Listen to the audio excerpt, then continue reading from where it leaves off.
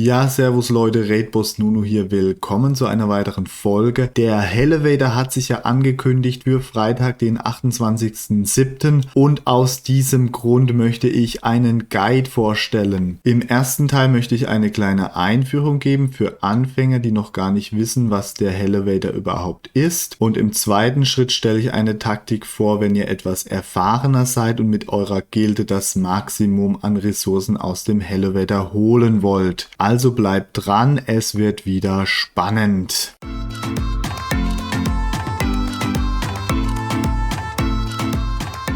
Zunächst die Einführung für alle von euch, die eher noch Anfänger oder neu im Spiel seid. Falls dies nicht interessant für euch sein sollte, überspringt das einfach. Ich werde euch wieder die Kapitel in das Video einfügen. Aber an der Stelle erstmal die Basics. Das Wort Elevator ist ganz einfach eine Zusammensetzung aus Hell und Elevator. Also quasi ein Aufzug, der runter in die Hölle führt. Das ist ein Event, was circa alle 3 Monate kommt, in relativ regelmäßigen Abständen, und ihr könnt da gemeinsam mit eurer Gilde Belohnungen erspielen. An und für sich ist der Elevator sehr Free-to-Play freundlich, lohnt sich immer den mitzunehmen. Also wenn der kommt, immer rein da, ihr könnt da nichts verlieren. Der Elevator ist verfügbar ab Level 10 bereits und ihr könnt bis zu 500 Etagen bezwingen. Pro Etage gibt es da einen Dungeon-Gegner und die werden mit jeder Etage schwerer. Allerdings muss man auch dazu sagen, wenn ihr noch recht neu seid, vielleicht noch niedrig im Level, werdet ihr nicht so viele besiegen können an Etagen. Das ist aber auch nicht schlimm, denn ihr bekommt in jedem Fall gute Belohnungen. Belohnungen können dabei sein Gold, Ressourcen für Festung oder Schmied, aber auch Lucky Coins und sogar Pilze. Ihr könnt da gratis Pilze abstauben. Und ihr könnt noch die sogenannten Hell Tokens erspielen, indem ihr diese Etagen besiegt, die Gegner in den Etagen. Die Hell Tokens von der gesamten Gilde werden zusammengerechnet und am Ende des Elevators habt ihr dann quasi eine Ranglistenplatzierung mit eurer Gilde anhand der Hell Tokens und das gibt dann nochmal eine extra Belohnung, je nachdem wie hoch ihr da kommt. Das ist jetzt so ein Beispiel für einen Gegner. Das seht ihr eben dann, der gibt schon 400 Hell Tokens, ist eben Stockwerk 400. Das Besiegen gibt 3 Millionen Gold. Stockwerk 400 ist schon sehr hoch, sieht man dann auch Stufe 808, aber das einfach nur mal anschaulich als Beispiel, wie das dann so aussieht. Um den Kampf im Elevator zu starten, braucht ihr sogenannte Tickets. Das seht ihr dann 15 von 15 könnt ihr maximal haben. Damit könnt ihr dann rein und diese Tickets erneuern sich alle 30 Minuten. Also wenn ihr den Vorrat aufgebraucht habt, müsst ihr wieder eine Weile warten. Lohnt sich auch die immer zu verspielen, damit wieder neue kommen. Falls die Tickets nun aufgebraucht sind oder ihr pushen wollt, könnt ihr auch mit Pilzen rein. Also wie bei einem Dungeon-Gegner könnt ihr für einen Pilz auch da einen Versuch starten. Wenn dann der Tag vorbei ist und das Ganze resettet wird, um 0 Uhr fallt ihr wieder 20 Etagen zurück und könnt dann von neuem starten und weiter pushen. Falls ihr irgendwann an einen Punkt kommt, wo ihr nicht weiterkommt, wo ihr einen Gegner habt, den ihr nicht besiegen könnt oder nur noch sehr schwer, könnt ihr an dieser Leine ziehen. Da kommt jetzt in so einen Shop, wo es Süßigkeiten gibt. Das sieht dann in etwa so aus, je nachdem welche Thematik der Elevator gerade hat. Und diese Süßigkeiten sind quasi Booster, die euch nochmal stärker machen für ein paar Runden, damit ihr besser weiterkommt, falls ihr das machen wollt. Hier seht ihr jetzt gerade, dass die Pilze kosten. Allerdings, wenn ihr noch Tickets zur Verfügung habt und die nicht einfach für Tries rausballern wollt, könnt ihr die auch für so einen Booster verwenden. Also anstatt 6 Pilzen, wenn ihr 6 Tickets habt, könnt ihr zum Beispiel hier den Spinat auch für 6 Tickets holen. Allerdings, wenn ihr keine Tickets mehr habt oder wenn ihr neue blättern wollt, also neue Booster, wie beim Waffenladen, könnt ihr auch hier blättern, um andere Möglichkeiten zu bekommen, kostet es auch Pilze. Ist allerdings nicht empfehlenswert, da es schnell teuer wird. Deswegen, ihr könnt getrost einfach die Tickets raushauen, so weit pushen, wie ihr kommt mit den Tickets. Und wenn ihr einen Gegner habt, wo ihr hängt, spart ihr wieder ein paar Tickets, holt euch was aus dem Süßigkeitenladen und schaut, ob ihr damit noch weiterkommt im Elevator. Die besten Süßigkeiten, die ihr auswählen könnt, sind dabei der Spinat. Spinat, der ist generell gut, der gibt euch nämlich mehr kritischen Trefferschaden. Also zusätzlich zum Gladiator und der Verzauberung, die ja schon einen kritischen Schaden erhöhen, könnt ihr im Elevator mit dem Spinat nochmal euren kritischen Schaden zusätzlich erhöhen. Oder ebenfalls gut ist das Spear, das erhöht euren Mainstat, also euer Schadensattribut, und das ist besonders gut, wenn der Gegner das gleiche Schadensattribut habt wie ihr. Dann gibt es noch die Möglichkeit, dass eine Süßigkeit auch als goldenes erscheint, wie hier das Spear, das hat einen goldenen Hintergrund. Das bedeutet einfach, dass dieser Boost nochmal extra gut ist. Und auch interessant zu wissen, für jeden Tag, den der Elevator geht, gibt eine Süßigkeit 2% Bonus auf den Waffenschaden. Das heißt, wenn ihr wirklich pushen wollt und da auch für Pilze ausgeben wollt, lohnt sich das am meisten am letzten Tag. Da gibt nämlich dann jede Süßigkeit noch 20% Bonus auf den Waffenschaden. Ja, natürlich wollt ihr auch sicher wissen, was für euch dabei rausspringt, was ihr denn an Belohnungen bekommt. Pro Etage bekommt ihr selbst eine Belohnung. Hier als Beispiel Etage 63 gibt zum Beispiel 2 Pilze, 1538 Gold. Etage 64 gibt dann 1634 Gold. Etage 65 gibt 2040 Holz, 695 Stein und Etage 66 1840 Gold. Wenn ihr nachschauen wollt, wie die Belohnungen weiter skalieren oder auf welchem Niveau ihr Belohnungen erhaltet, ich verlinke euch das Ganze. Das ist von Don Muerte, so ein Elevator-Rechner, wo ihr das im Einzelnen nachschauen könnt, beziehungsweise ist auch bei SF Tools verlinkt. Wie gesagt, ich packe euch den Link in die Videobeschreibung. Aber es gibt nicht nur Belohnungen für einzelne Etagen, sondern es gibt auch die Höllenmarken-Sammelaktion. Da wird das Gesamteinkommen an Höllenmarken von der Gilde gerechnet und jedes Mal, wenn der Balken hier voll ist, gibt es die nächste Truhe und die ganzen Truhen könnt ihr dann jeden Tag abholen, beziehungsweise am nächsten Tag könnt ihr die immer noch abholen, nur wenn ihr dann 2 Tage wartet, würde das verfallen. Also jeden Tag Elevator spielen und jeden Tag auch die Truhen abholen. Das Ganze sieht dann zum Beispiel so aus, gibt dann eben Gold, Schmiederessourcen und Festungsressourcen. Und wenn der Elevator durch ist, das Ganze dauert ja immer etwa 10 Tage, dann bekommt ihr nochmal eine Belohnung, abhängig davon, wie gut eure Gilde abgeschnitten hat. Das ist dann zum Beispiel ein Legendary Gem, also ein großer legendärer Stein, nochmal Schmiederessourcen, also Kristalle und Metall und etwas Gold. Das Gold ist dann auch abhängig von eurem Level und es gibt noch einen Prestigefaktor, den ihr euch verdienen könnt, und zwar bekommen die ersten 3 Gilden einen Rahmen als Belohnung. Die drittplatzierte bekommt einen Bronzerahmen, die zweitplatzierte einen Silberrahmen und die erstplatzierte einen Goldrahmen. Der Rahmen hält dann meines Wissens nach 60 Tage an und im nächsten Elevator könnt ihr euch dann wieder eben einen Rahmen erspielen. Das Ganze ist nur kosmetischer Natur, aber hat natürlich so einen gewissen Prestigefaktor. Da wir die Basics geklärt haben, komme ich jetzt zu einer Taktik, wo es darum geht, in gemeinschaftlicher Gildenarbeit das Maximum aus dem Elevator rauszuholen. Das ist schon eine Taktik für Fortgeschrittene und benötigt eine gut koordinierte Gilde. Das Ziel dabei ist nicht Rang 1 im Elevator zu werden, sondern das Maximum an Ressourcen rauszuholen. Genauer gesagt geht es darum, bei dieser Höllenmarken-Sammelaktion das Maximum an Gold, Festungsressourcen und Kristallen rauszuholen. Ja, wenn wir uns diese tägliche Sammelaktion anschauen, dann haben wir hier 3 verschiedene Kisten. Einmal das Gold, was abhängig vom Level ist, was man bekommt. Dann Holz und Stein, abhängig vom Festungshauptgebäude, was man bekommen kann. Und als drittes die Schmiederessourcen, die auch abhängig vom Level sind. Und die Frage, um die es jetzt geht, ist, wie wir das Maximum jeden Tag an Kisten herausbekommen können bei dieser Sammelaktion. Das Ganze wollen wir so erreichen, indem wir nicht direkt maximal pushen im Elevator, sondern nur etappenweise. Genau, wir wollen nämlich so vorgehen, dass an Tag 1 alle Mitglieder bis circa Etage